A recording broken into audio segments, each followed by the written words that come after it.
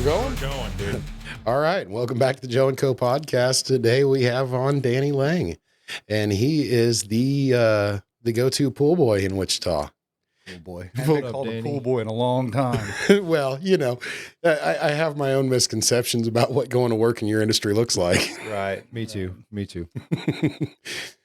So, have you ever been on a podcast? Do you listen to them, watch them, anything? I've watched a couple, but nope, never been on one. All right, cool. We're going to start out like some real easy stuff, right? So just to kind of let people get to know you, your likes, your dislikes. So what's your go-to? What kind of pizza? And it can be as specific as you want, a certain place, certain toppings, what? Casey's, man. Supreme. Casey's Easy. Supreme. Easy That is peasy. simple. Yeah. Love it. Right on. Right on. And what is your favorite food? Oh, favorite food. Man, I'm gonna go with pizza. Yeah. Honestly, yeah. I'm easy. I like to keep it simple. Cool. What don't you eat? What's something that tomatoes? Oh no. All forms? I mean, you got pizza, red sauce. I'll eat salsa. I'll eat ketchup. Just no tomatoes. Okay. No. It's my out, man. That's like a super common one. I didn't realize that growing up. Like there's people that didn't like tomatoes. Nope. I don't know if it's texture or what, but I mean, there's even pizza sauce that's like too tomatoey. Okay. You know, I mean, if it's too tomatoey, I don't know. Nope, I'm out. Right on. Right on. So you said you had watched a couple podcasts, listened to a couple podcasts. If you could sit down and interview one human being, alive or dead, who would you sit down and talk to? That's a good one.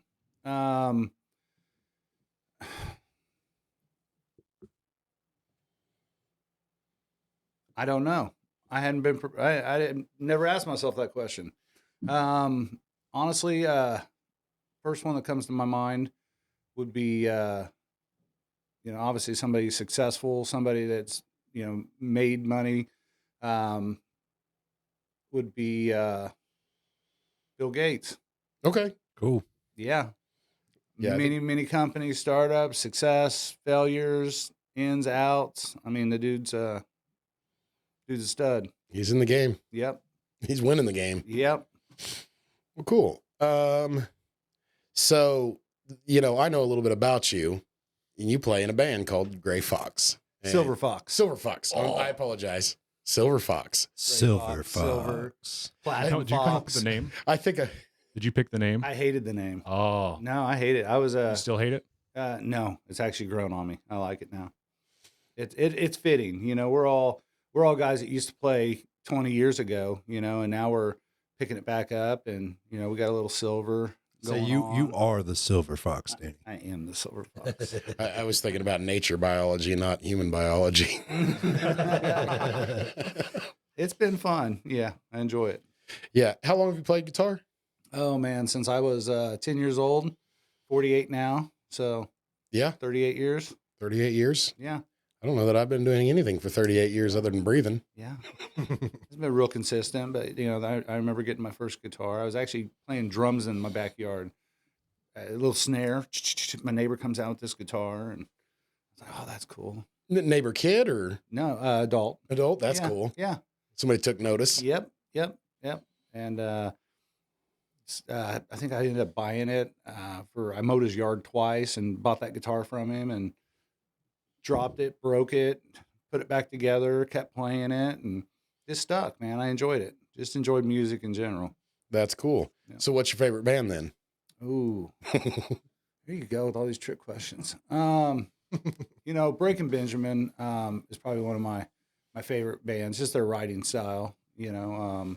It's they've got a lot of hooks. It's how they write, their writing style, the overall sound, their melodies. I dig it. Nice. Yep. I thought that would be a much harder question for you. I'm gonna try to keep it simple and just go with the first one that comes to my mind. There you go. Yep. Because there are tons of great musicians, tons of great bands out there. So. Right. So, Danny, just, if you won $1 billion, what is the first vehicle, any vehicle, what do you go buy? Oh, dude, killing me. I'm gonna go get the, brand new Ram truck. Yeah. Just a nice loaded Ram truck, nice leather, loaded, you know.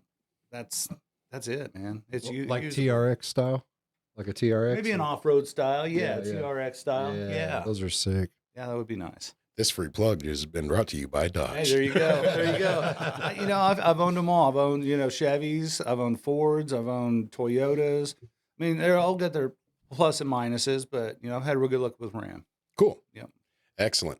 So, out of anybody, music, sports, any celebrity, who's your hero? Oh boy.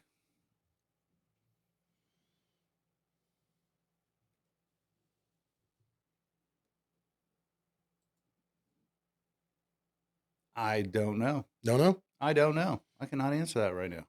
I think that's actually probably a good thing. I know you have people you emulate. It doesn't always have to be Hollywood or the NFL or Right. whatever music and Watch a lot of sports, so it's nobody in sports necessarily. Most of my people that I look up to are people that have been, mentors and role models in my life personally. okay. As far as success goes and, people out there in the world, I really don't dial into it all that much. Right. Okay. How about a favorite movie? Or two or Goonies. Goonies? Yeah. Love the Goonies. Yeah, buddy. Goonies. Heck yeah. Favorite book? I'm gonna go with the E-Myth. The E-Myth? Yeah, yeah. That was the book that's had the most impact in my life. Excellent. Mm-hmm. Excellent choice. I've read it. I read a couple of them. Yep. And yeah, it's very helpful. Absolutely. I'm a little dense, so I read the original, and then I had to read the HVAC one, Mm-hmm. to try to see how to apply those things to myself. Right. Yeah, they're great overall principles of business and just how to apply different things and get you to look at business a little differently. Yeah, So, yeah. Stop owning a job and start owning a company. That's right. That's right. Yeah, I haven't figured that out yet. Systems, man. Systems. Right. All right. We talked about food. What do you cook? What do you cook well? We're having a competition. Pizza. Frozen pizza. I cook a mean frozen pizza. Honestly, I'm a grill guy, so hamburgers, chicken. Just got into smoking like a year ago. Out on the grill and whatnot. So, pork butts, ribs, those kind of things. So, you don't want me cooking anything indoors. I'll burn the house down. it gets ugly. That's not my strong suit. Right. So learning to smoke and stuff. I've never done it. Is there anything that goes in like the rubs or anything that surprised you? Any ingredients that you're like, oh, you wouldn't put that on there, but you do? No. Oh, mustard. Mustard. Yeah. Yeah. Cause you have to, I'm not a big mustard guy, throw it on some hot dogs or whatever, but I wouldn't have thought that's what you use, when you're smoking something, but yeah, layer it up with mustard and that's what the rub sticks to. So Nice. yeah. All right. So little 5-year-old, 10-year-old, 15-year-old Danny. I don't know, your story as far as how you got into the career field you're in. Right. What did you want to be when you grew up? What was your first choice? I mean, you could say vet, animal doctor, dinosaur rider, whatever. I don't think I gave it much thought when I was a kid. I didn't have time. I had a pretty rough upbringing, so I didn't really think about what I wanted to be. I just wanted to, it's a good question, man. I really never thought about it when I was a kid, like what I wanted to be when I grow up. I just, I always thought in the moment. Right. Didn't like school, couldn't really sit around in school. I had ADD and it was horrible in school. I hated sitting in school. I just felt like I couldn't ever, pay attention to things. Everything went, real fast and I got bored real easy. So I was just always looking for a way to get out. Right. So I'm totally not trying to say anything, but it seemed like ADD became a thing that people said like when I was a kid. Mm-hmm.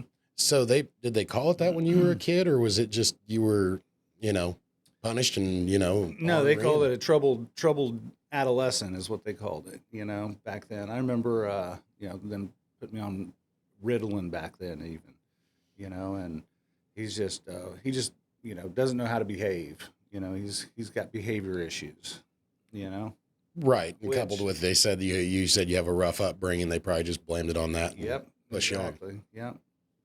Yep. It's a shame. It is. Yeah. And looking back, it was a lot for a kid, to overcome and get past. And, and it starts taking its toll on your self-esteem, over time. Right. Right. Feel less than, or like you're not educating yourself enough, Right. or whatever. Right. So let's kind of start to dive into the Danny story just a little bit. As much as you're comfortable with, we found, that everybody's stories have a lot of similarities. So talk about what you're okay talking about. But Sure. tell me about you growing up. I mean, were you the only kid? Your folks. I mean, just tell me the story a little Yep. bit. Single mom. She raised us, me and my brother, younger brother. She worked a full-time job, so she did the best she could, but we were definitely had, no, you know, she wasn't there to cook dinners at night. We had to fend for ourselves. We came and go, hung out with a lot of older kids, got in trouble. We were free to basically be as stupid as we wanted to be, and I did. So, my adolescence was just a lot of, just getting into trouble and experiencing things and hanging out with people I probably shouldn't be hanging out with, and getting in trouble, and ended up getting getting into the system a little bit, and so it very quickly turned to all behavior. I didn't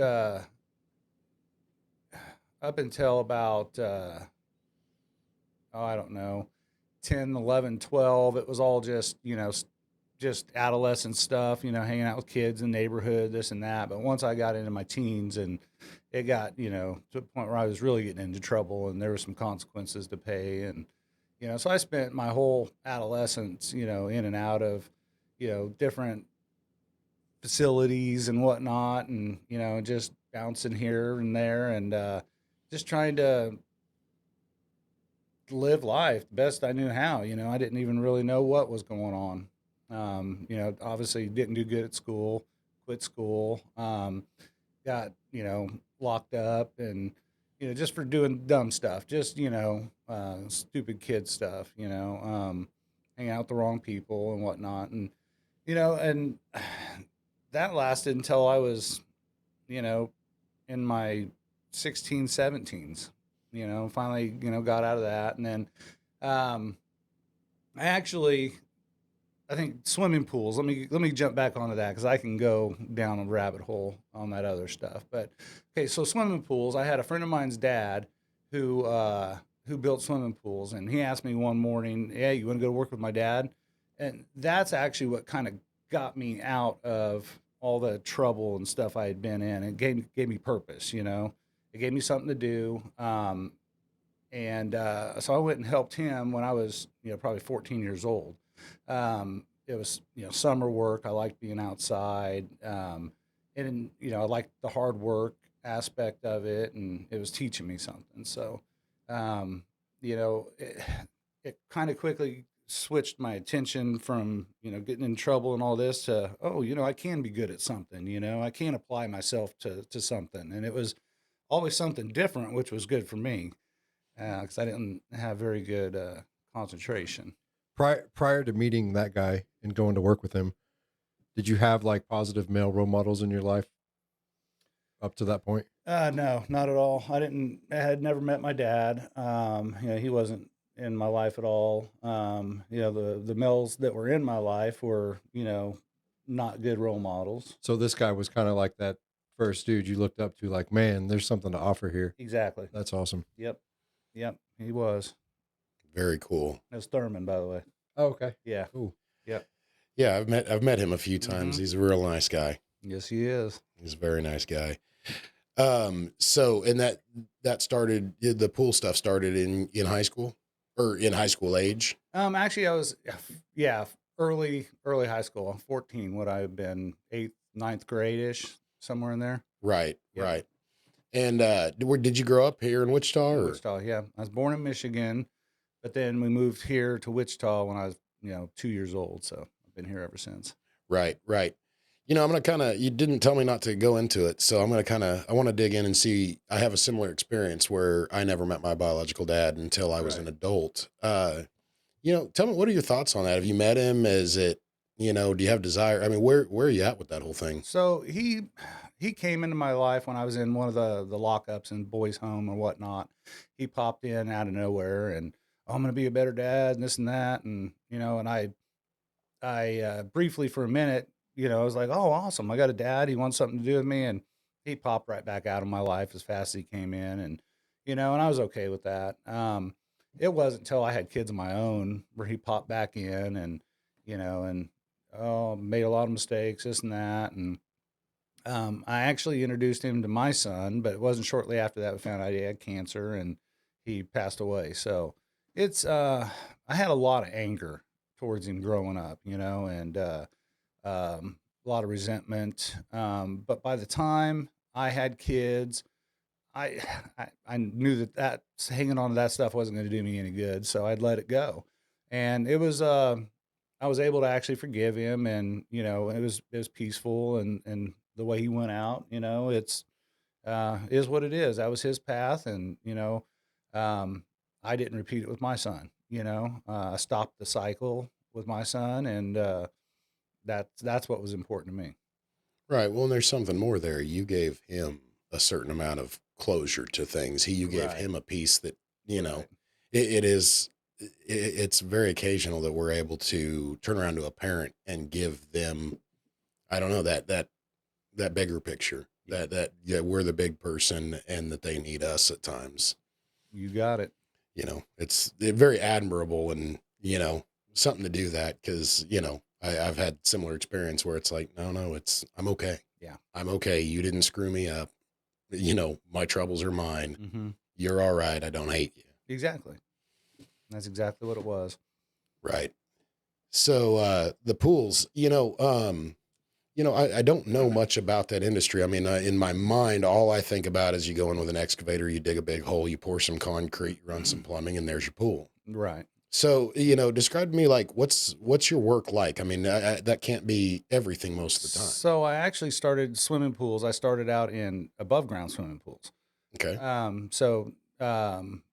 We actually did all the installs for another big store here in Wichita whenever they were first getting started. All their display pools. That was actually my first job with that guy, was setting up all those display pools. So it was basically just assembling above ground pools, troweling the bottoms, dropping the liners, setting up the pool and equipment, and then filling them with water. I did that for, probably 4 or 5 years working for him. Just nothing but above ground pools. And I got real good at it because it was really, systematic. It was really, okay, he taught me, okay, you go set the base and you set a wall. Then the next day you go set a base and set a wall, set a base, set a wall. And, I got really good at it, applied myself, worked hard. And, within that first 4 years, I was running crews of grown men, and I was, 18 years old, and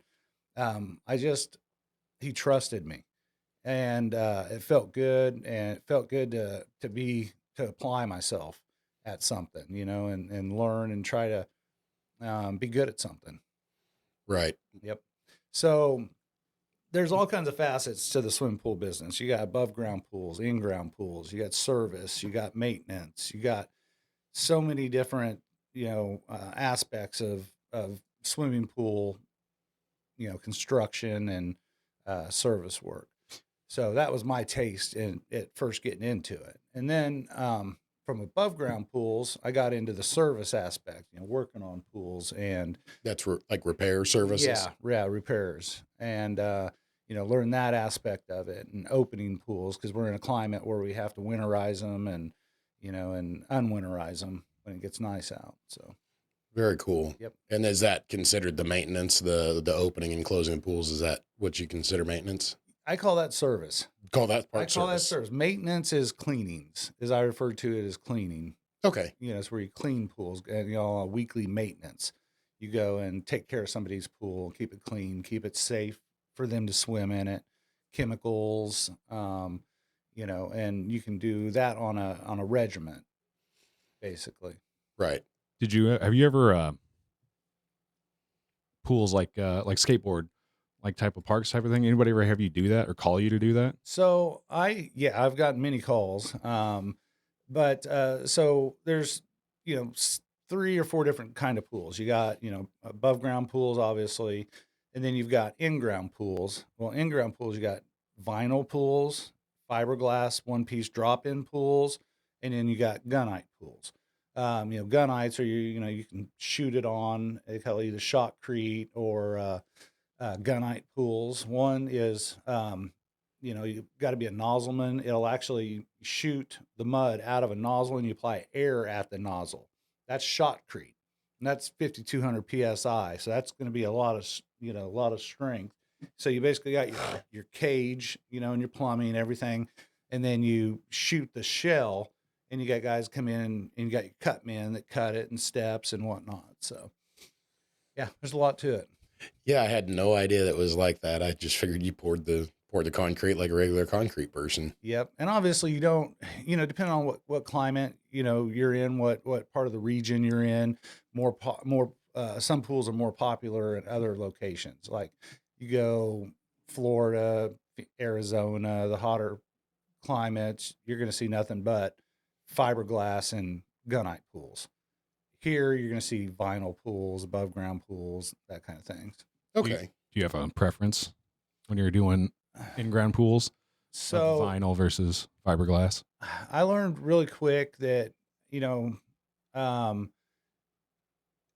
there's not one right pool for all applications.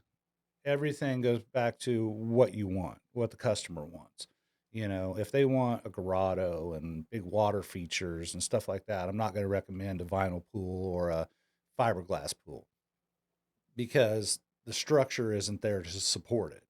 It is, you can put footings in there and piers and pier it real well, but I would rather recommend a gunite pool at that point because I can actually shoot it in and it be part of the shell. The footing actually work with the actual structure of the pool. Right. So Okay. every application is a little different on what I would recommend, which is something I learned really quick here in Wichita is you had vinyl guys. Everybody was vinyl. I remember the first time I tried to go sell fiberglass pools. Oh, don't sell those. Those things will float. They'll pop out of the ground. You don't want to do that, because they were all vinyl guys. Nobody was building fiberglass pools.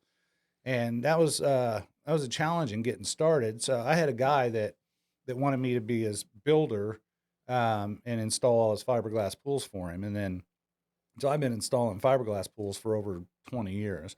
And I learned real quick that pools will come down to, it's not what kind of pool, it's how it's installed. You can have a problem with any pool. You can have a problem with a concrete pool. If it's installed incorrectly, you're going to have water issues, structural issues. You can have that same problem with vinyl pools or with fiberglass pools. Do you are you ever on the other end of it when someone wants a pool removed? Yep. How's that go? It's pretty easy, really. It depends on the structure. Once again, if it's a vinyl pool, it's a lot easier than removing a gunite pool. But it's like you would imagine. You take a big piece of machinery in there, big track hoe, and vinyl pool. You want to rip out the steel out of the ground, and then you want to backfill it and make sure you do it with sands and do it in lifts so you don't end up with a big sinkhole in somebody's backyard. So, Okay. yeah, Cool. I've seen people like buy houses and like, oh, I don't want this pool. it's I gone. went over one time and there's a dude just filled up the whole pool of dirt. Mm-hmm. And yeah. What about saltwater? Ooh, salt water. Do you prefer saltwater? Like if you're giving advice to a customer, is one better than the other? 100%. Yeah. Yeah. And you'll hear, 10 years ago, um, the technology is finally catching up with salt water. Everything's made to be saltwater friendly now. The coatings on them, because you would hear, oh, don't use salt water. It's going to destroy everything. It's going to destroy your pumps. It's going to destroy your concrete. It's going to destroy, your auto cover. I mean, now they're making seals, your pump seals that are saltwater friendly pump seals. I mean, it's hands down, it's the most economical way to sanitize your pool. Awesome. Got to have a sanitizer. Do you ever try to convince people into doing salt water when they don't want to? Mm-mm. No? No, not worth it. I would say, I guess, would you like try to? If someone's like, would you really push salt water? Is it that much better? All I do with any of my customers is educate them on my experiences and let them make the decision. I give them my recommendation and say, this is what I would do. This is what I do on my personal pool. This is what my customers, this is what I've had good luck doing. This is what I would recommend. And typically that's why they hire me, because they trust me and they'll take my recommendation and try it out. Are a lot of the pools you do heated? Yeah. So this climate here is, a heater. You're not going to use it year round. You're going to use it to extend your season, basically. So I would say half of my pools are heated, half are they don't want a heater to start out, and sometimes they'll add it later on. Do you ever do indoor pools? Mm-hmm. Yep, they How's don't that? start out being indoor. Oh, So we'll go in. We do a lot of construction, a lot of commercial projects, for hotels and whatnot. So we'll go in like with the footing crew when they're doing the footings of the hotel, and we'll actually shoot the shell in, gunite shell. We'll shoot it in there, and then they'll build the whole hotel. And then we'll go back in and finish it later. Are they harder or easier to service? Like, do you prefer like when they have a whole? At least from my experience, I know someone that has an indoor pool at their house and they have like a pump room and the whole thing's like set up. Right. Its thing. There's, it's the same operation. It's just water that circulates, pump, filter. There's not one really that's, more easy than the other. Newer equipment obviously helps, the technology's catching up, variable speed pumps. You can set the hydraulics and it makes it a lot easier to take care of the water and keep the water clear. Okay. Do you have a pool? I do. Okay. I have a vinyl pool. Yep, I have a vinyl pool. So when I built my house, I had dodged that bullet for 19 years. I've been married, and she's been wanting a pool. I was like, honey, I got like 200 around Wichita. Like, we can go swim anytime we want. We don't need a pool. And so she, it just wasn't the right house that we grew up in. So when we built a house, yeah, I was getting a pool. And I had some really good manufacturers that I used that really helped me out with their product, so I could be able to put my own pool in. And so it used to be that vinyl pools were your budget-friendly pools. You could get a lot of bang for your buck, and that's why people did vinyl liner pools. And after about 5 to 8 years, you're going to need a new liner, and so they're easy to remodel and make look like a new pool in about 8 years. So there's a lot of perks about owning a vinyl liner pool. So that's what I started out with. I've had great luck with it. And like I said, everything goes back to installation. If it's installed properly, you're not going to have any issues with it. That's pretty cool. Yeah. I've seen his pool. I've seen, Okay. you see somebody else's. I guess I did go to one job with you and help with a repair once. Yeah, yes, you did. So I've seen. Did you install? Was that one you had installed? Yeah, it is. So I've seen 2 of his installs, and Yep. both of them are really nice. What are like the customer that money's not the thing, but he wants the sickest setup. What what are all the bells and whistles? You know what I mean? The guy that like money's not the problem. It's just give me the most badass pool. What kind of stuff is that guy getting? So we do it all. We do, pool houses, outdoor kitchens, hardscapes, landscaping. I mean, we do it all. So, we call it a turnkey pool project, Um, sick pool could be just, gunite pool is you're gonna get more um it's gonna you're gonna be able to customize it a lot more than you are, like a fiberglass pool or a vinyl pool. What kind of customizations are they doing? Is it like waterfalls and stuff like that? Slides? Water features, vanishing edges, invisible edges, beach entries, Oh, cool. um, Those invisible edges are pretty cool. yeah, yeah, Yeah. Like the infinity pool type of yep, thing. yep. Yeah. Do you build like water feature like pond type things for like? Do you do those? Not like not like someone actually having a pond, but you know what I mean. Like So my rule of thumb in business is I'm not going to go build a pond, even though I can. But if I'm building you a swimming pool and doing a large scale project for you, and you want a pond in your backyard, and I'm already back there, absolutely, I'll build you a pond while I'm back there. If you're talking about a 3-acre pond, no, yeah. I'm not your guy. But I just mean like I'm thinking of like I've seen people that have like a waterfall little pond thing in the front yard for like fucking koi fish or something. Right, right. Typically, that's going to be landscapers that handle that kind of stuff, or a pool guy that's incredibly slow in the wintertime that's trying to get his business off the ground. That's the yes guy. He's taking it all on. Yeah. You're only going to do it if it's part of a big scale project. It's just a Correct. little add on. Correct. Cool. And it's taken me a long time to figure that out too, because I used to be the yes guy. I think everybody, just getting started up in a seasonal business has been the yes guy. Do Yep. you ever done like crazy like custom pool? Like because like you said, like the fiberglass ones are pre-made, drop in, and like everything's kind of specced out by manufacturers. Have you ever do like one off like, hey, I want it to look like a fish or something? No, not on fiberglass pools. We've done some pretty crazy looking gunite pools, custom shape. Like what kind of shapes? Like give us an idea. I call them freeform shapes. So just I mean, we've done pools that are 100 feet long, by, 60 feet wide, freeform with, swim out, tanning ledges, grotto areas, rock covered, water features. I mean, That is sick. yeah, and lighting. Lighting is a big Oh yeah. plus. That will set off a pool. You got to set that mood right. That's right. That's right. So I have a question about a specific little bitty pool in Wichita, and I know you're going to know what I'm talking about. Okay. The balcony. Right off of Douglas, there's like a hotel. I can't remember which hotel it is, but there's just one pool. Yep.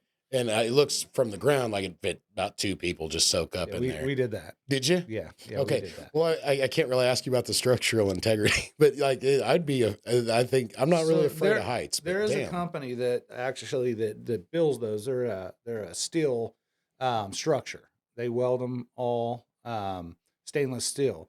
And then they bring them in on crane. They crane them up in the air. But they're the same company that builds them for Dubai and all over the world. So yeah, we were called into that project because we do a lot of work for that hotel chain all over the place. We build all their commercial pools.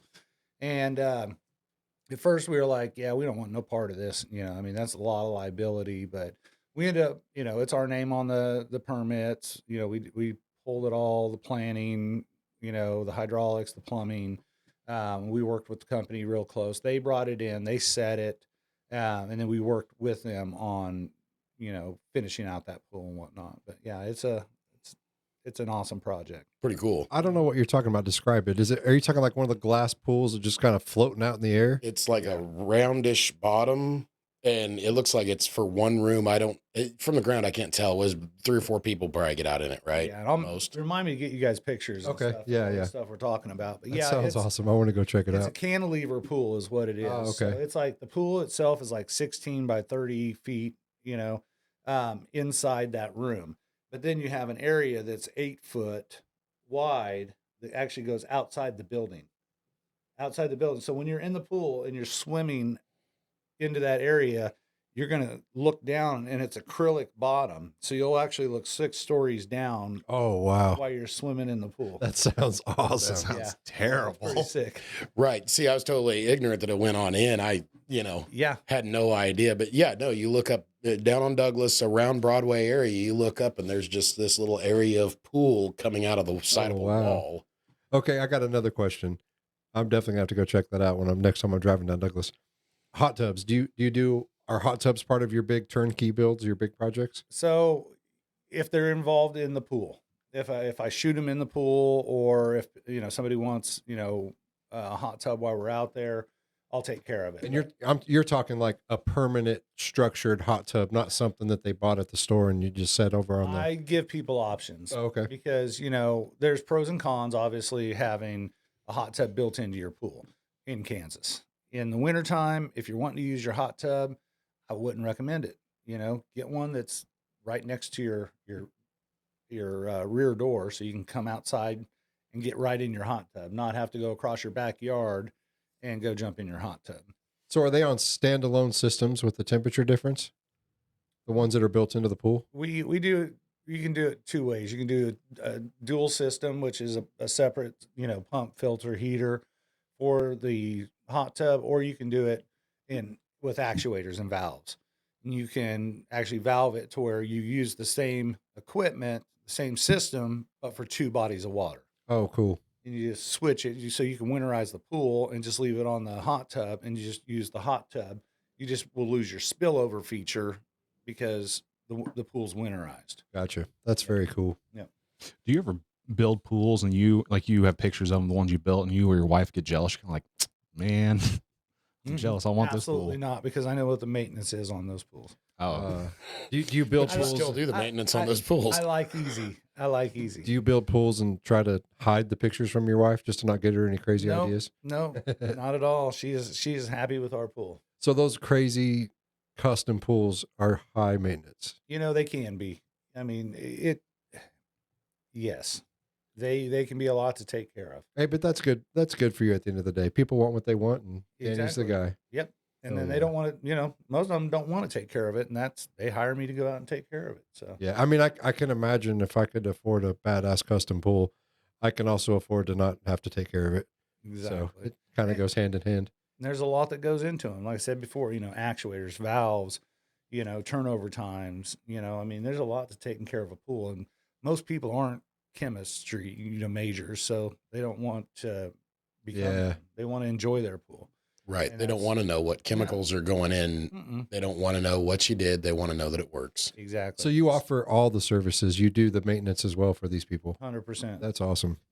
when you started a pool company, how much? I imagine it's like a lot of money to go and start building a pool, right? The equipment you got to rent and do all that kind of stuff. Did you have a certain amount of money? You're like, I need $100,000 to start and do my first pool, and then from there I can keep rolling and rolling. Not at all. Or- Not at all. Nope. I started with a pool pole and a tool bag and a couple little tools, and I had to pick up what I needed along the way. I just had the passion to start something. Let's back up some. When did that happen? When did Danny go from working for a guy to I'm going to do it myself? Like, what did that look like? Like I said, I'd worked for this guy for quite some time, and he isn't the easiest guy in the world to work for either. So we've there were some times where I went to work for another pool guy, and I was like, I'm gonna go work for this guy and see if I can't learn something over here. And that's how I got into learning how to build in-ground pools or how to service pools. And I Wichita's a pretty small market on pool guys. So, I went to work for, a handful of guys here and there. And my mentality was there's got to be a better way, because the biggest complaint I kept hearing from customers is nobody ever answers their phone. I mean, I was smart enough to realize that that's a good thing, that means there's room in the market for another pool guy, a good pool guy, somebody that will answer, will take the time. And so I started just what does that look like? You know, what is, you know, could I do it? You know, and of course, you know, I had my own doubts about myself. You know, so I just started with a want, a desire, you know, of to be better, you know, than what I had saw at that point, you know, better service. And so I just started off with a name, you know, and then I got some cards, and you know, and then I was like, well, this thing can really happen. You know, I went and talked to the suppliers and got an account set up and got a bank account set up, and just asked a lot of questions along the way. You know, we didn't have Google back then, so I couldn't just look it up online. I had to, you know, talk to people, go in, talk to people. And obviously I'm still working for somebody at that time. So I had to be real careful. You know, moonlighting was a thing. You know, I was meeting a lot of people. I'd go, you know, I was working from the, you know, sun up to sundown, man. I was in somebody's backyard, getting it until, you know, all hours of the night. I mean, I just didn't stop. You know, I worked all day, and then at night I would go do my jobs. And really kept it separate, you know, and really tried to be fair to my employer. Um, I remember that conversation, you know, when I first had him. Hey, I'm thinking about. He didn't like it so much. You know, he really shot me down. He was like, "Oh, you're gonna fail. You're gonna this. You're gonna man." That's not what you tell a guy like me. That fired you up more. Yep, it did. And I, you know, and it sucked because I really did look up to this guy, and I was hoping that he would, you know, support me. Kind of mentor. Yeah, no, but no, he was actually, he got me most of my jobs because he would go out and talk crap on me to customers. And I would go meet with the customers, and they would say, yeah, we don't like that guy. He did nothing but badmouth you, you know, we're going to use you. Did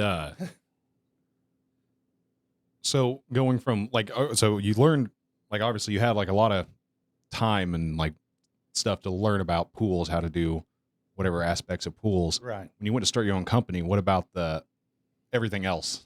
Like the, you know, I mean, there's the taxes, the So that, permits, the yeah, everything that that guy was doing that you were working for before. that's when I mean, the journey starts. I mean, you know, the rubber meets the pavement, you know, I mean, you just, like I said, just because I was a good pool guy did not mean I was a good business guy. You know, I did not have it figured out, not even anywhere close. I realized that. You know, I think everybody that starts a business starts it with the mind frame they want to work less, make more money. Sure. And that's what I wanted, you know. And you have this conception of people you work for. I know I'm making him all this money, you know. I've heard 1,000 times for guys that work for me, you know. Oh, they're doing so good. Um, it's just flawed thinking, you know. And I learned that real quick. So whenever I started my own business, it was, man, school of hard knocks. I mean, I was getting kicked in the teeth, and it's like, man, there is a whole group of customers. I think that prey on new startups. Same thing in my industry. I mean, I think they just prey, and that's when you're the yes guy. You say yes to everything because you're scared. You want to, you know, you've just taken a leap. All your income, your life, your livelihood, everything's based on what you do now and who you do it for. Um, so I didn't know anything. I didn't know anything about business and bank accounts and taxes, and I was a pool guy. That's all I knew, you know. I had just gotten married, had a new born baby. I think she was about, you know, a year and a half at the time. So I had a lot of new responsibilities in my life, you know, as well. And here I am jumping off the cliff and starting my own business, you know, and penny power was a thing back in then. So Yeah. I posted a penny power ad and got a couple, you know, big jobs off that. And, you know, my supplier at the time, I kind of leaned on them because they had been in the industry and had a lot of knowledge of the industry. And, you know, they really, you know, helped me and, you know, kind of guided me on, you know, how to do this or stuff that I had questions on. So I really leaned on them for mentorship. Um, the rest, you know, honestly was just learning it as I go. Uh, and learning it the hard way. Like I said, so back up, this pool of people that I think prey on new startups, and they will, because at that time you just want to make everybody happy.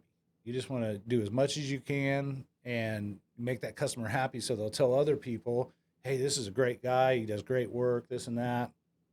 And I was finding myself doing a lot of extra work and not getting paid for it. And a lot of people were taking advantage of that and, you know, being slow to pay if they even paid, because obviously I'm in the field, working, and trying to find time to bill and trying to find time to follow up and make those collection calls and stuff like that. So it was a, it was a, it was a, it was a wake up call. Um, and you might not have exact experience with this. I know. So like doing like being a mechanic, someone doesn't want to pay their thing, you just keep their car. If you put in a pool and someone doesn't want to pay it, That's called trespassing. yeah, you can't just like pop a pool back out of the ground, but like, nope, you don't get this. So, I mean, is it just a whole just court thing, or is it? I mean, That's your only. That's your only course of action. Yep. If you've done work for somebody and you've installed something on their property, you can't go and take it back. You have to now take them to court, turn them over to collections. That's all you can do. So, yeah, I mean, and all these things, like I said, there's not a roadmap, of the right and wrong way of how you should go about it. I've had to learn it over the years. if I'm starting my own company, or if you have a pool company or any company, you're talking about the people that prey on those new guys. Mm-hmm. How would you tell what would you tell a new guy so he doesn't get preyed upon? So, okay, so I started that company, I think back in '04, is when I started my first swimming pool company. In 2010, I had grown to the point where I was installing, 40 pools a year, in-ground pools, and full service and remodel work. And we were pushing $1 million a year within the first, 5 years of being in business, my very first business. I had gotten a retail store. I mean, this is a guy that had no idea, had never done this before. I'm all in. I work hard. I stand behind what I was doing. Well, 2010 hit, and there was, I don't know if you guys remember, it was a pretty hard economic crash. And I went from installing, 30, 40 pools to, I think that year I installed two. So it hurt. Brand new store, personal stuff going on, whatever. I had to close the business down, and it was rough. It was real rough. I mean, that was my baby. I had missed kids' birthdays. I've missed wife's birthdays. Um, Everybody got paid before I did. I mean, everything got paid before I did. My house was in jeopardy. Everything was in jeopardy that I owned. Um, so making that decision to close that pool company down was actually the best decision I'd ever made in my life. It needed to happen. It was I had gotten to a point where I was doing everything. I was the office guy, the production guy, the sales guy, the this guy, that guy, and I couldn't handle it. I couldn't produce enough, not with what I had, to get myself out of the amount of debt that I have incurred, and that hurt. I mean, physically hurt that I was losing my baby. Not to mention that I'm in a position now where I'm like, I've let down everybody that's ever counted on me. You know, it was an ultimate low in my life. I was about to lose my house, about to lose my wife, everything. You know, Long story short, made the decision, shut the business down, and went into about a year and a half sabbatical of beating myself up. I'm a failure. Oh, I botched this up. I can't believe I did it. This is, how'd I get here? This and that. Finally, one day I went and I'd done some subcontract work for some other companies. And like I said, it took about a year and a half to get my life back together, and I started up a repo company, and I was repoing cars. And I mean, I was a hustler. I mean, I did whatever I had to do to take care of my family, take care of my kids. And, I'd had another couple startup companies that got me through that time, you know. And then I went back ultimately into the pool business with my head hanging down, you know, because it's a small business, it's a small town, so people know that I closed this company down and felt like a failure. So I didn't going back into that was rough. Well, I was doing some sub work and I went over to my marketing guy and he was like, you know, Danny, what are you doing? And I was like, well, I'm working for this guy. He's like, why don't you have your own company? Oh, you know, I failed and this and that. And he was like, you're great. He was like, why don't you have your own company? Well, you know, I've hit some pretty hard times and this and that. And he goes, well, you're Wichita Pools now. And, you know, I mean, that quick, I was back in business. And then I was forced to go talk to some people I had been, you know, not wanting to talk to. I went in, talked to them, um, and figured out how to get back on a path of, you know, going back over this way. But within 2 days, I was, you know, like, wow, I had been making so much out of this, you know, and it wasn't because, you know, I failed. It was because the situation at the time just wasn't right. You know, I wasn't where I needed to be for whatever reason. Anyways, within my first year of being back in business, I had went back to anybody that was involved in my previous company. Within a year, I had paid everybody back that I owed any kind of money to. Wow. Within 2 years, I had went back and paid an almost $95,000 tax IRS bill. So by my third year being back in business, was in such a better spot than I had ever been with this previous company, and even with a better reputation than I had ever had in the beginning of the business, because I had learned what I was doing wrong over here, you know, as a businessman, you know, and part of that, you know, was I wasn't paying myself. And if so, to answer your question, a long story to answer your question, I would tell the guy just starting up, make sure you pay yourself. Make sure you pay yourself, because that's just as important as paying everybody else. So getting in the weeds on that a little bit, because it's something I still struggle with. You know, I take draws. I don't take a regular check. Right. What method did you use? Did you salary yourself? Did you give yourself sales? Did you work hourly?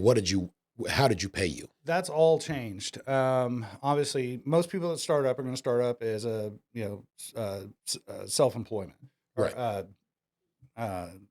Sole proprietorship. Sole proprietorship. Thank you. And they're going to be a 1099. They're going to pay themselves, you know, draws and whatnot. And then they're going to, you know, hire guys and they're going to pay them how they pay them. So it's harder when you're doing that. But my rule of thumb was cost of goods first, no matter what. If you sell a job, pay for those cost of goods first. That's the first thing you got to pay for. Cost of goods first. And then you have to decide what you need to pay your bills. Because if your house is about to get foreclosed on, or you're not making your truck payments or something, that business has no chance of success. Right.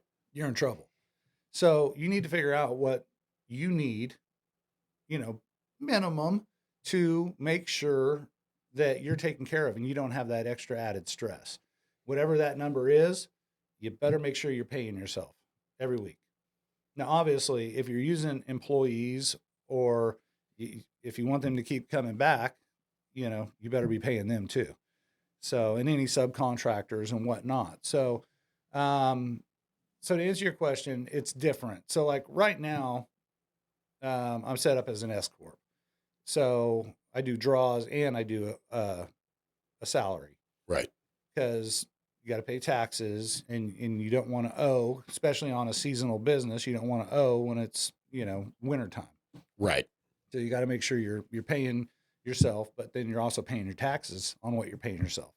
Because that's what a lot of people, especially as a sole proprietor, will get in trouble on. They'll make all this money. They'll forget They're paying themselves, but they're forgetting to hold any money back for wintertime when it's time to pay the IRS on all that income that they had. So, a lot of lessons I learned along the way is get yourself a good bookkeeper that you trust, but don't just trust them to do what they're going to do. You need to be looking over your profit and loss. You need to be looking over your balance sheets. You need to know that they're doing their job as well, because that was part of the reason that I had gotten into a lot of trouble is I had, a CPA, I had a bookkeeper, I had office staff, and I owed $95,000 in tax IRS debt that I had no idea I owed because I wasn't doing what an owner should do and looking over Right. the books. The the only things that go well are the things the boss checks. Exactly. Do this is a question I guess for both you two. Do like CPAs or like like accountant companies that you hire, do they have like a liability thing on that at all? Where it's like, hey, I owe all this money to the IRS, aren't you? Like you guys were, this is supposed to not happen because of you guys. So just no, they just get away with. They mess up, they just get away with it. So my bookkeeper is by far, the best thing I've done. I hired a small bookkeeping company. But there is some legal liability on your CPA, on your taxes. There's a certain amount of liability, but that doesn't cover did he tell you what you owed. It only covers did he lie. Oh, okay. So if they lie to you, scam you out of money, well, I mean, of course, yeah, they'd be liable. But if they just mess up, it's just like, whoops, well, that's on me. I mean, it makes sense. I was just curious because it's like, I know somebody who's, I mean, yeah, he lost millions of dollars on not paying taxes for years and years and years. And then all of a sudden someone's finally like, hey, and he's like, oh no. And it was all because the person he had as his accountant I don't know which part of it was, but they were just lying like flat out on the books. And he's like, oh no. Right. Right. No, there was there was a learning curve for me understanding the difference between a CPA and a bookkeeper. Learning, I had a CPA first. Somebody had to do my taxes, but paying somebody to feed him the information that he needed in a good way, like in a good, positive way, made everything a lot easier, and it gave me a profit and loss, a balance sheet. That's not what the CPA does. Dan, do you think is worth it? Like, do you think that it relieves enough stress for how much, like the value ratio? I don't know how much a CPA or a bookkeeper stuff would cost, but you think having both those things, that relieves so much stress, it makes the job easier, that it's worth the money you're paying. I'm thinking if someone's starting a small, they're starting a business and they're like, I don't have the money to pay out, another person for this. It's like, no, it is actually worth it. It's not something to skimp It's a on. necessity. You got to. I mean, because you're not a bookkeeper. I mean, when you get started, you're Yeah. not. I mean, you can track your income and expenses, but that's it. I mean, and depending on how much time you're putting into the business, do you have time to do that? I mean, most people that, are starting businesses are working till midnight, 1 o'clock every night anyways, trying to keep up and trying to do that. So in my opinion, yeah, it's a necessity to have a good CPA or bookkeeper, somebody that you can trust that will help you stay light out, make sure you're paying your payroll taxes, paying it and getting set up the proper way. So it does alleviate a lot of that stress for you.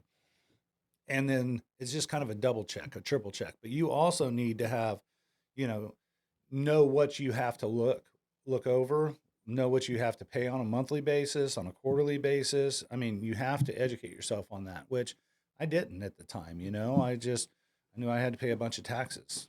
Right. I trust you. I mean, how much do we have to pay? Oh, that's a lot. Right. Yeah, it's amazing the amount of money they want for you to pay, just for paying your guys. Yeah. Yep. So, so definitely get a good money guy. Is there as a business owner, is there a service that like you see other owners use or something that you're like, you're wasting money doing that? I don't really know. A lot of, other business owners ins and outs of how they do things. I mean, there's multiple ways to handle things. like, so this time around, I kind of set it up a little different. I defined what I wanted my life to look like first, above and before I did anything. How many hours do I want to work a week? Do I want to make it to my kids' birthdays, parties? Do I want to, um, you know, go on vacation? Do I want to do all these things? Okay, this is what I want to do. This is what I want my life to look like. I don't want to be owned by a business ever again. So that was the biggest um, decision that I could make getting into business again, because that helped me set very clear lines of, okay, no, it's 5 o'clock. The customer calls. It's okay to tell him you'll be out tomorrow or the next day or the next day. You don't have to go out there and take care of him just because he called you at 5 o'clock at night. So you'd start drawing clear boundaries. Then, you know, once you start setting these lines in the sand, of what you're willing to work, and then you start building a business that starts giving you the life that you want to live. And the money, everything comes into play as far as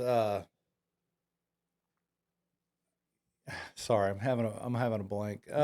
So the money comes in, having a good money person, and setting that up in the beginning as well. So a business plan, uh,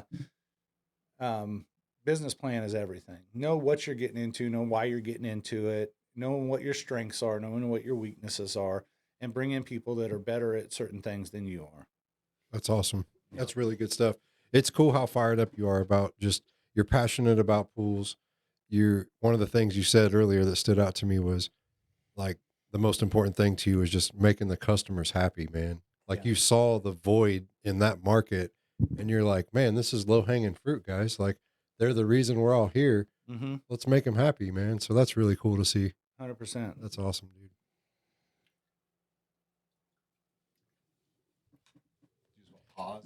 Yeah, let's take a break. All right. So here at the Joe and Co podcast, we definitely encourage everyone to get out of their comfort zone. But at my other business, J Fry Enterprises, we do air conditioning. So we absolutely want you to stay comfortable through the summer heat and the winter cold. Give us a call at 316-727-4651. You've kind of been telling the story. I've kind of wanted to circle back to some of the spots because I've been in some of them and some of them I want to get to. You know, starting with that first business and realizing you needed to kind of take a step away, or, being forced to take a step away, kind of. Right. You know, I think, you said you were out for a year and a half Mhm. away from it. Do you think you came back stronger because of the detachment? You were able to kind of examine what had happened, or, I mean, what do you think the strength was in stopping and starting again? Because you obviously came back stronger. So honestly, I had a drinking problem my whole life. So I faced some demons, took some time off, looked some hard truths in the eyes, and got my life back.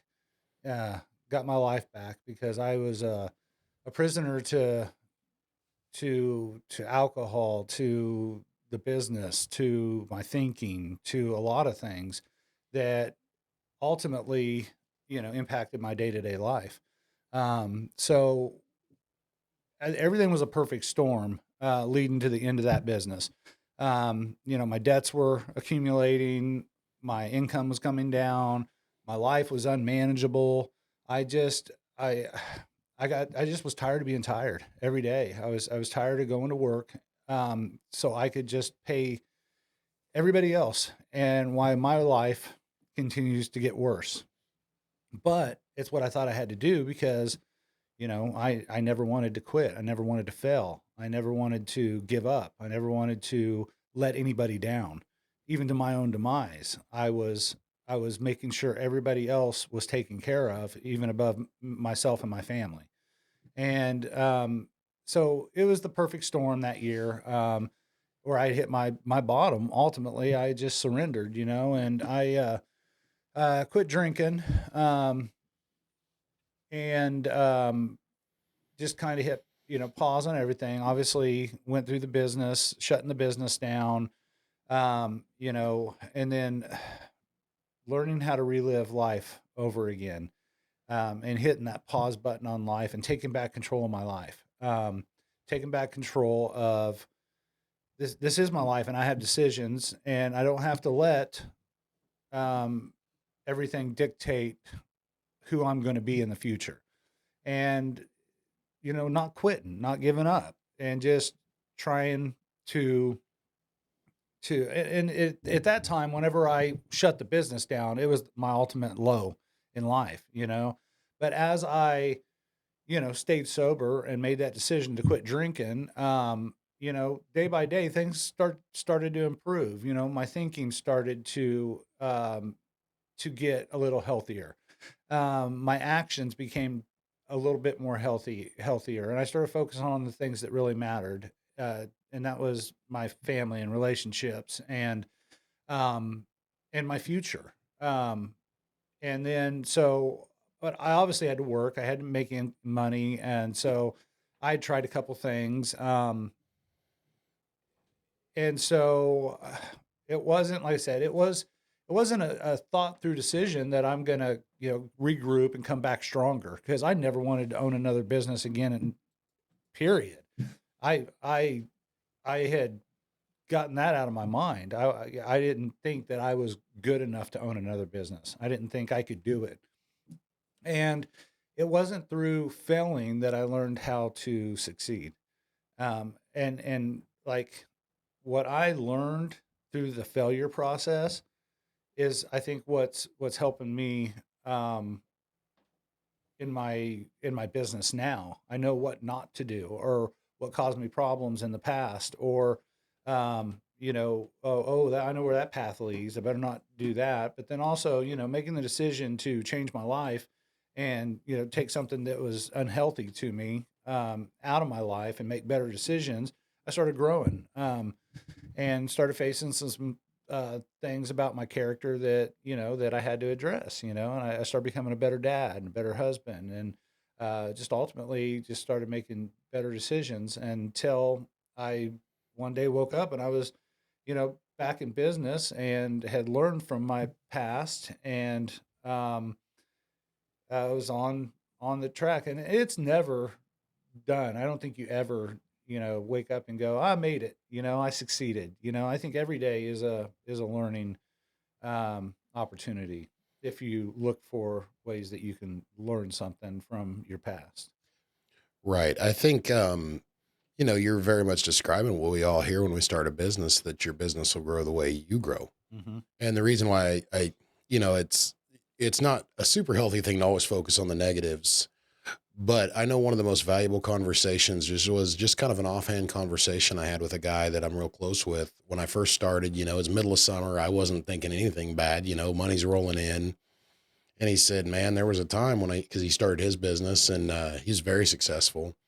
And he said, man, there was a time a few months in, and it hits most guys, that, I'm sitting out there and I'm like, what did I do? I led my family to ruin. And he said, just know, keep going. It's okay. Just, you know, just get back up and do the next thing, whether the business fails or succeeds. You don't fail or succeed. You just succeed. And I think that, had I not had that offhand weird conversation, we weren't talking about anything. He just walked up and kind of, asked me how things are going. And he just decided to tell me that. And it was 6 months later, I was like, nope, this isn't going to work. That first end of winter, early spring, there's no work coming in. The bills aren't getting paid. And it's like, nope, I can't do this. I can't do it. I can't do it. And had I not had that conversation, I probably wouldn't be in business now. And I think that him sharing that was one of the most valuable things that's happened to me in business, was him just saying, hey, yeah, I had that bad spot, and it's okay. Just keep going. That's why I focus on that negative, because I want to show that we've all, guys that are doing it, Yeah, it's happened. it's part of success. It really is. When you were with your wife the first time you started your first company, Mm-hmm. Was she real supportive of that, or was it kind of like, oh, okay? So I think, I think everybody's learning as you go. And she hasn't ever been a spouse to a business owner. She didn't know what it took. She's got her own, ideas of what being married is like, and wants her husband home at a certain time, and so no, it wasn't easy being married. She wanted me home. She wondered why I worked so much. She wondered why I was running around like a chicken with my head cut off half the time, why I was missing things. I didn't get a lot of support. I felt like I got a lot of more problems. Why can't you? Why aren't you? I need you. We need money. It was just problems, and not a lot of solutions that I had to figure out, the solution to. That was my secret power is I had to push and figure out solutions to everything. But what I will say is, yes, she ultimately was very, very supportive of everything that I did and why I did it, even though I didn't think so at the time. Looking back, she absolutely was supportive and encouraged me, and wanted better for us, and stuck right by my side through it all. Through the good times, through the bad times. We learned and grew together. As a a business couple. What about the second time? Like after a year and a half, when like the second time you're going to start up a business, was she like, "Oh yeah, you got this, dude," or was it like, "Oh, we're going to do this again"? Yeah, pretty much. No, she saw the growth. She saw the personal growth, and we had grown together. We had grown through that, and I had learned that it's not just about Danny's decision. It's about I've got a wife. I've got to talk to and communicate, and it was a mutual decision. At that time. And hey, thinking about this, this is the way my path's looking. And she was like, "You're great at it. Of course, go do it." And she's always been there for me, always been there, supported me, picked me up when I'm down, encouraged me. She's been there to take care of the kids, when I couldn't be. She's I wouldn't have made it without her. No, That's um, awesome. Shout out Danny's wife. that's right. Right, right. Well, I was thinking, because my wife's in the same position. She's holding on and trying to support me. And I got to thinking about it. It's like, we all ride motorcycles. All four of us ride motorcycles, and we've all been down to like Arkansas and the real hill country, the real sideways riding, leaning over, going fast, and acting a fool. And we all can do that pretty well. Hey, Matt, how good do you think you'd do riding on the back of my bike through there? I don't think I would enjoy it. And I mean, or Brandon's bike, or Right. you not being in control of it. It sounds awful. Right, right. I have no desire to experience that. I have no desire to experience that hill country on the back of somebody's bike because I don't have that control. Nope. And that's what our spouses, entrepreneurial spouses deal with, is they have very little control. All they can do is, Hang on. pat you on the ass and tell you, keep going, please. Don't drop me.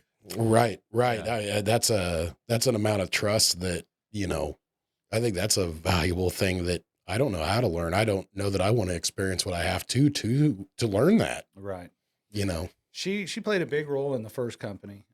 She was involved in some of the books, and helping me keep a lot of things straight. Employee operations. She's incredibly intelligent. I mean, she was involved, but she also saw the bad, the good, the bad of what the business was experiencing. So I tried to shield her from that, of her having to carry that stress. That was my job.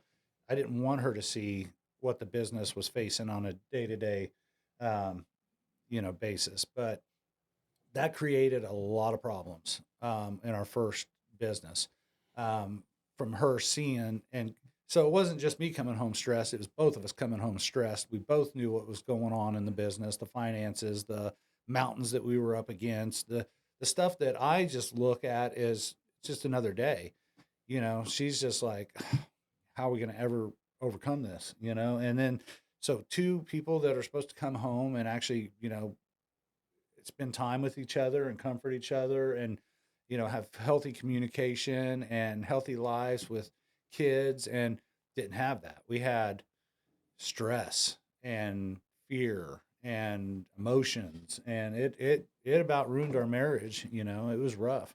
So the second company, um, you know, she definitely, we drew that line in the sand. Nope, this was me. She's gonna, you know, focus over here on the family, which was amazing because I got to be the one bringing the stress, you know, carrying the stress. She didn't have to. We both didn't have to carry it, you know, because there's always going to be good and bad times in any business. You're going to have decisions to make. You're going to have financial challenges. You're going to have employee challenges. You're going to have um, eh, eh, things you can't even think of now, challenges in business and decisions that you have to make. You have to make, you know, thousands of decisions a day being in business, and you know, and when you bring that into your marriage, ooh, that's tough, man. That's real tough. So couples that can work together and do a good job at working together, man, my hat's off to them. That's a superpower in itself. But for me and my business and my wife, we both talked and agreed that, you know, she would take care of the home front. She would take care of the kids. You know, she was also, you know, a hairstylist, so she had her own, you know, business that she, you know, focused on, and I took care of the business. And then guess what? When I came home, it was family time. You know, I didn't bring that stress home to her. So that was another big turning point in the success of growing and overcoming uh, business challenges. Right. Yeah, that's I think that's a valuable lesson, you know. I mean my wife helps me with some stuff cuz she's way quicker on like the computer than I am, and but I tried to employ her for a while, and what I found was the parts that, you know, she would excel at, Right. you know, would take me 2 days Mm-hmm. and it'd take her like 3 hours. I'm like, "Okay, cool. I got enough work for her to last 3 days." And she'd be there by lunchtime the first day and like, "Hey, what else?" I'm like, "Oh, I don't know." Like, do you want to hand me that tool? You know, that's not what she was there for. Right. But Every business has their own way of doing things, you know. So what's necessarily right in my business isn't necessarily going to work in your business or for your, you know, family dynamics or whatever. I had to figure out a lot of things, you know, along the way that worked good with our family dynamics and my, you know, who I am as a person, who she is as a person, and the particular business model in itself, you know, and seasonal business, you know. I mean, so that comes with its own challenges and its own stresses. Planning has to be a big part of a seasonal business, you know. Um, and that brings me back to, you know, any business. You really need to have a plan, you know, what you're going to do in your business, but you also got to have action. You know, I've met guys that have tons of action but no planning, which that's me, was me. And then I've met guys that have tons of planning but no action. You know, and that man, they've got their business model, they've got it all projected. I mean, they've got numbers, they've got stats, they know exactly this, know that, but they're scared to take that leap into putting it into action. right. I wish I was a little better at the planning part too, but I'm Yeah. glad that if I'm going to be one person or the other, I'm the action person. 100%. 100%. Because, you know, there's a million great ideas and they are worthless 100%. if you don't do anything with them. Agreed. Yeah. So kind of getting into, you know, the second business, you were in business for a couple of years and you took on a partner. Like that has been something that, you know, from a young age, I was taught not to do, Right. but it seems to really work out for some folks. And I kind of want to explore how that works because I have no personal experience with it. So, about 4 years into business, things were going great. I had, you know, like I said, at this point, I was at a much better position than I had ever been in my life. You know, uh, my family dynamics was great. My mental health was great. The business itself, the reputation of the business. I had stronger vendors, stronger subcontractors than I'd ever have, better relationships. And a lot of that was some decisions that I made, on going back to people and, making bad situations good, and making them right. Because that's just who I am. I'm not the guy that's going to walk away from anything that I can't live with myself if I do that. I knew I had to go back and make some amends in the past. And so anyways, this business about 4 years in is doing great. I've got clear lines set up. I've got a good business. I've got choices. I've got options. I'm building. I'm doing service work. And I was faced with some decisions on, what the future what the next step looked like. I could keep doing what I'm doing, and be a one man show, or I could look at scaling. And in order to do that, I would need to bring on either the right employees or somebody with a vested interest in the company. And I had my eye on a guy that I highly respect, in the industry, and and had some conversations with him, and decided that that was going to be the route to go. And it was the right move to make for my business, because I was either going to have to start turning business down and scaling down, or I was going to have to scale up. And it just it made sense to you know scale up and bring on a partner.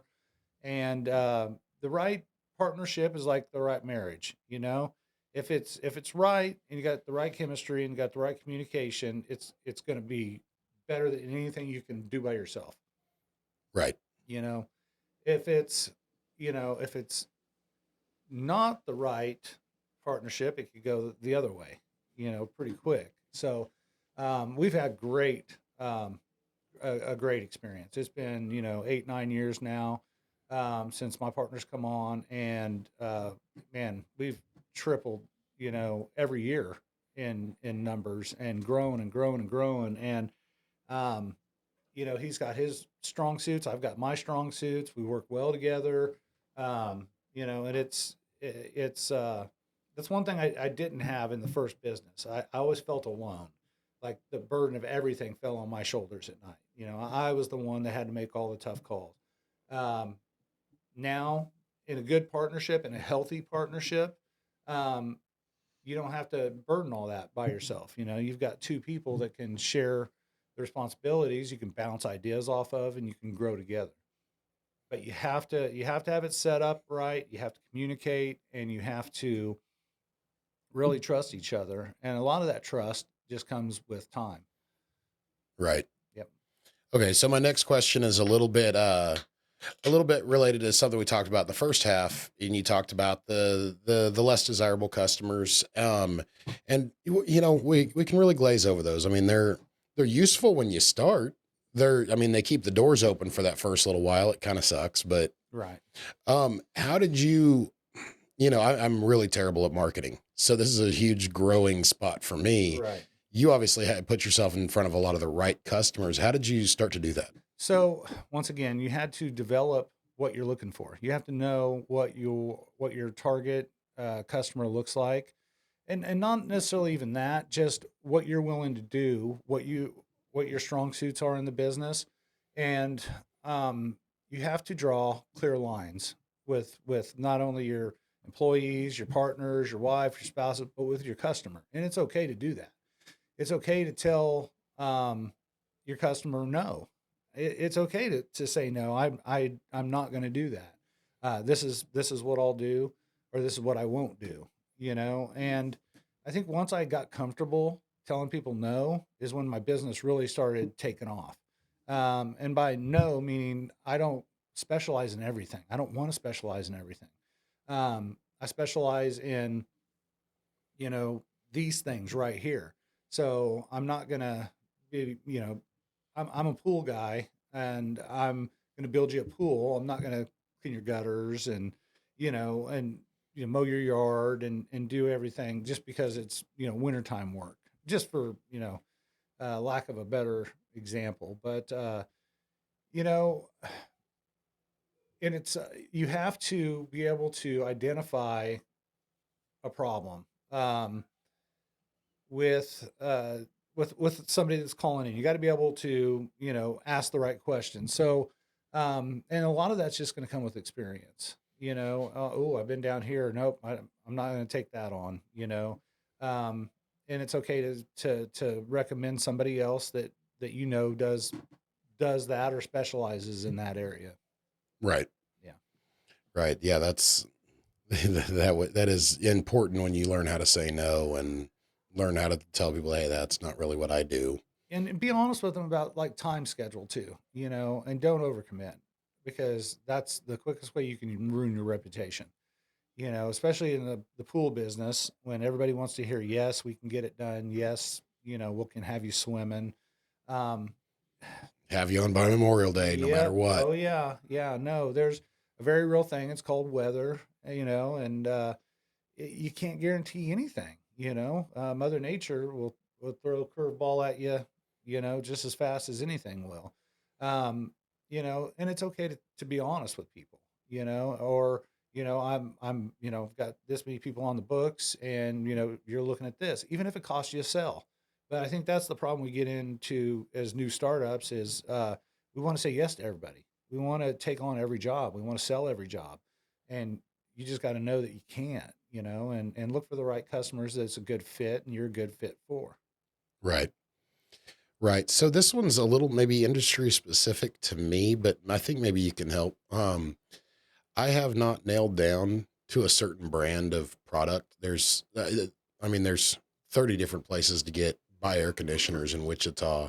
And there's ones I like better than others. Right.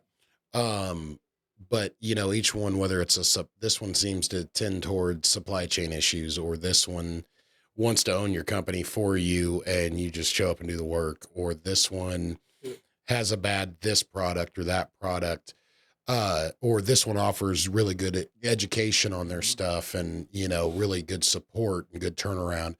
How did you narrow down? I don't know how many suppliers there are for your products in town, but how did you kind of narrow that?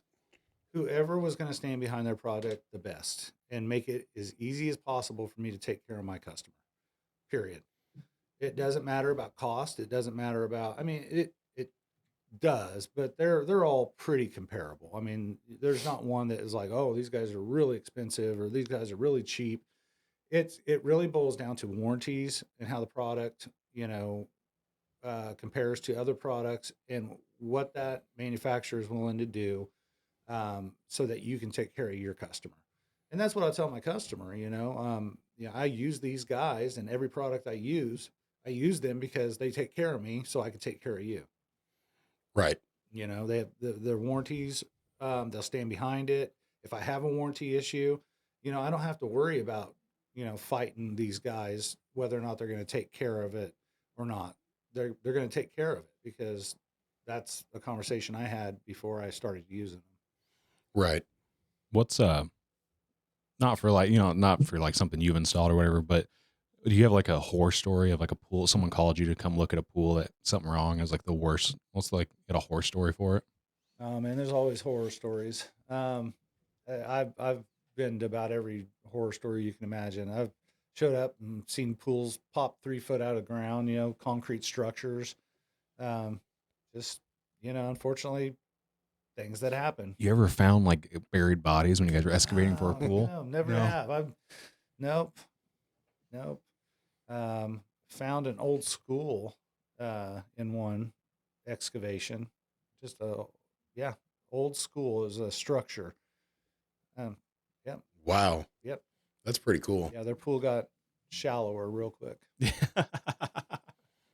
So, you're one of the rare people I know that, when we were talking about like, hey, what can I do? What can we say on there, to help you find a bunch of more customers? You're like, oh, the right customers will find me. So, do you have a lot of needs? Do you have need manpower? What do you Always need manpower. And that's been the biggest challenge over the last 3 or 4 years is obviously manpower. People wanting to work. You know, through through all the stuff that's happened over the last four years, that's the biggest area that I have struggled with is production, and trying to get and find and keep the right staffing and training. You know, Pool industry is a different beast. I mean, it's a little bit of everything. You got concrete, you got construction, you got plumbing, electrical.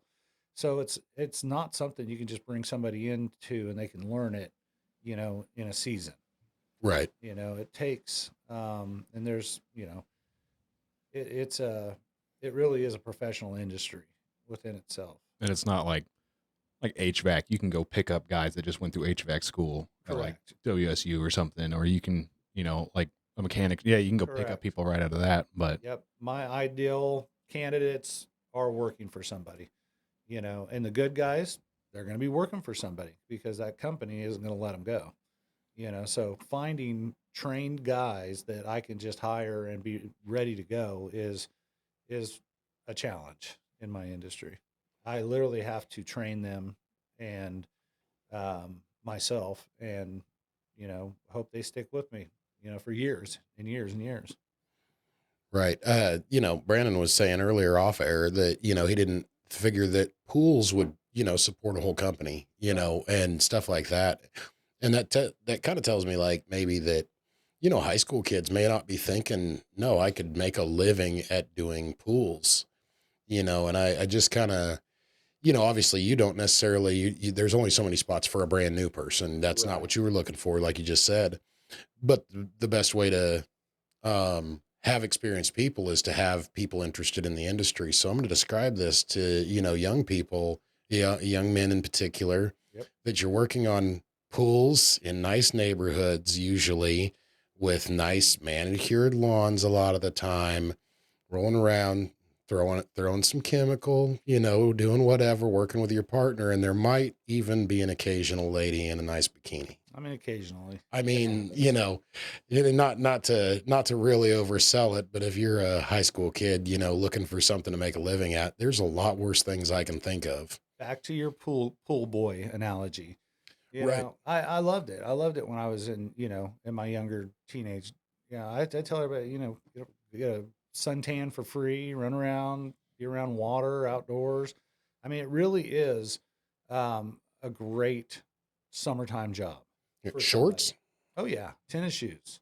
Yep, shorts and tennis shoes. that's right.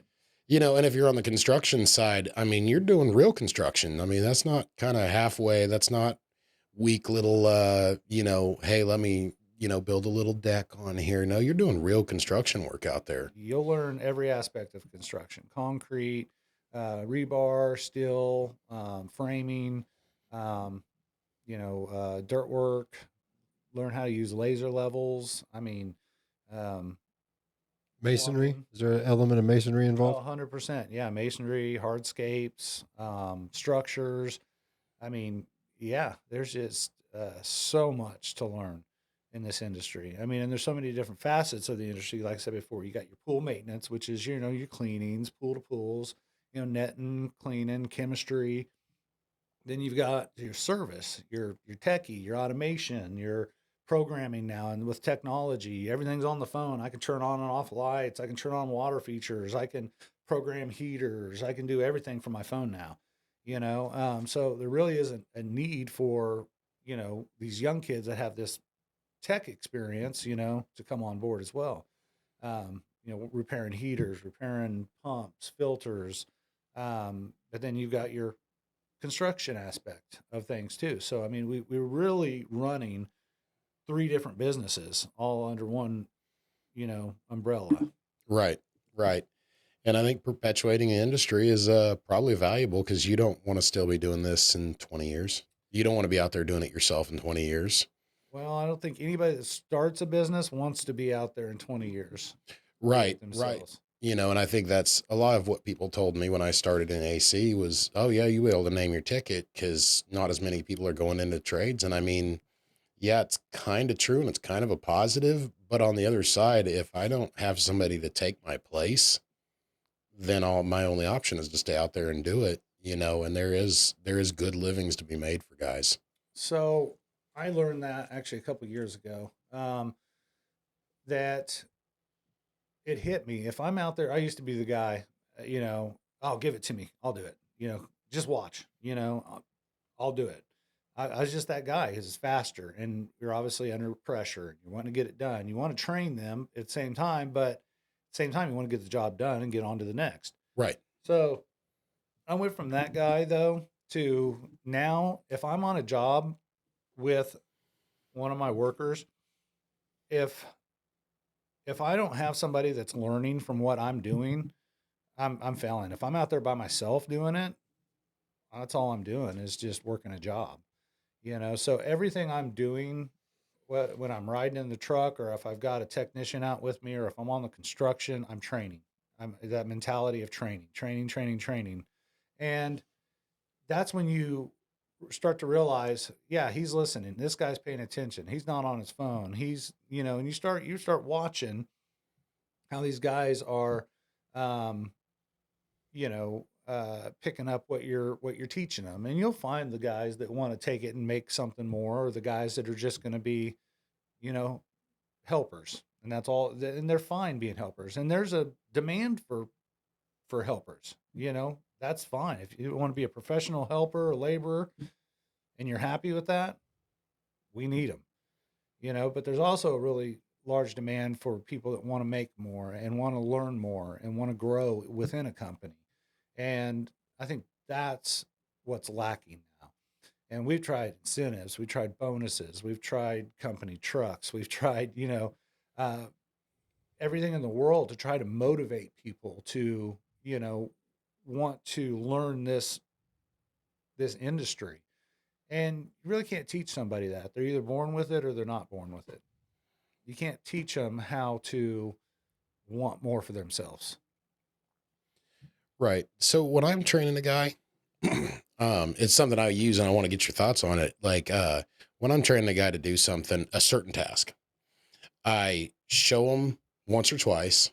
I let them do it once or twice, and then I show it to them one more time, because what I found when I was learning how to do stuff is I'd learn how to do it and do a couple of them, and then I'd watch an old hand do that same task and I'd pick something up. Right. I think it seems to be effective. Is that, how do you really train a guy? Are you hands off from Jump Street, or? So once again, you kind of learn as you go. They're like, well, I kind of sucked at being a manager. I kind of sucked at being a trainer, and I learned different techniques.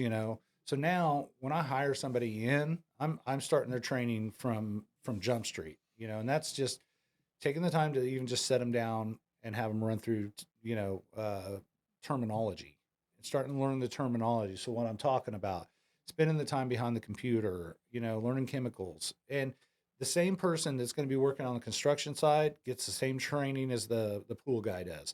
They have to all start, and that way I know all my guys know chemistry. They know how a pool operates, um, going in. So now when they go out into the field, I have different training programs for whatever that position is for. So we'll do on the job, I'm with them, I'll do something, I'll let them try it. And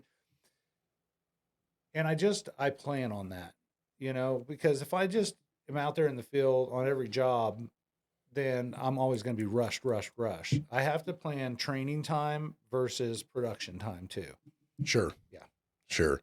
Yeah. I had a business consultant tell me once that no matter what, if I'm doing my job as a company owner, I'm going to be the worst hand on the team. If I'm doing my job, I should be on the phone. I should be doing something other than working with my hands. And so if I'm doing it right, I better be the slowest guy there. Right. So, man, this has been a really, really productive interview. I've learned a lot. Learned a lot of the mindset, take a step back and grow, and, just the reminder to grow myself. Sometimes I just get target fixated on making the next sell, making the next job, keeping the customer happy, and not really contemplating, am I doing okay? Right. Is my family doing okay? And I mean, I got a solid wife too, but it doesn't mean, there is low maintenance, but there is not a no maintenance No. plan with No. a marriage. No. So Balance is key in life, in business. You've got to find the balance. And that's what I've been chasing, is figuring out how much time to spend and when to spend it. And when you're there, being present, and because sometimes you can be there then you're not there. and you're not there, Right. And so all that, goes hand in hand. Right. So do you guys have any more questions? Or? I don't got no question. You made me want to go work on pools. That's about There it. you go. Yeah. Yeah. I brought some applications with me. Yeah. I just never realized there's so much depth to it. I never, like I said earlier, or, outside, I would have never thought pools would have been, I would think that just been like, oh yeah, we're a construction company. We do pools too. I would have never thought there was so much depth. So. Sure is.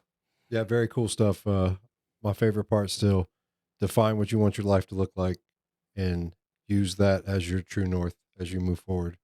I love that. Yeah. It's good stuff, dude. Thanks, Danny. Awesome. Oh, thanks for having me, guys. Thanks, Danny I Lang, for appreciate coming on. This is Joe and Co podcast out. it. Hey.